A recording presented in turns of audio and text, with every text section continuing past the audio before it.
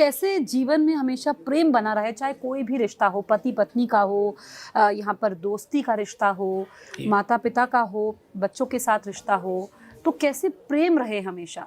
देखिए, इसका एक ही दुनिया में एक ही सूत्र है किसी भी प्रेम के लिए।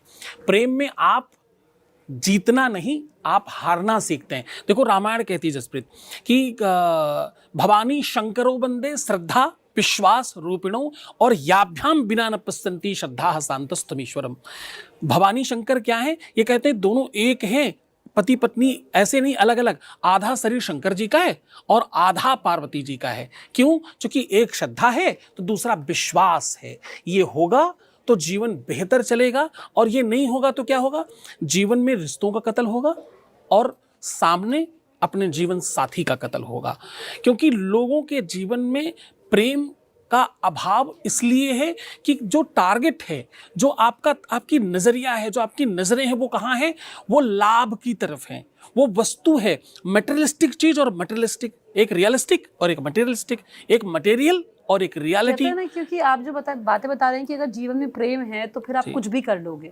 प्रेम है तो आप तो जीतना कहाँ चाहते हो? फिर तो हारना। आप छोटे बच्चे से आप अपने बच्चे से कैसे जीतना चाहते हो? आप तो हारना चाहते हो। आप, क्योंकि उसमें आप सिर्फ देना जानते हो, देना नहीं जानते हो। यस, सिर्फ देना है।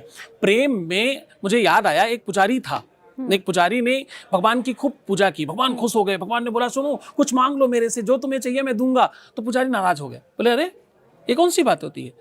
और चीख कर बोले मैं अगर मांगू तुझे तो हरगिज न देना कुछ मुझे, वरना आशिक नहीं मजदूर कहलाऊंगा मैं। मैंने तुम्हारे लिए कुछ किया और तुमने बदले में हमें कुछ दे दिया, ये तो मजदूरी हो गई ना। 10 रुपए दुकानदार को दिए, 10 रुपए का दुकानदार ने सामान दे दिया। ये कैसा प्यार है? प्यार तो एक तरफा होता है, एक भगवान है, दूसरा भक्त है। अगर हम देखें कि हम जब किसी को कुछ देते हैं तो फिर हम उम्मीद भी करते हैं कि हमें बदले में कुछ मिले।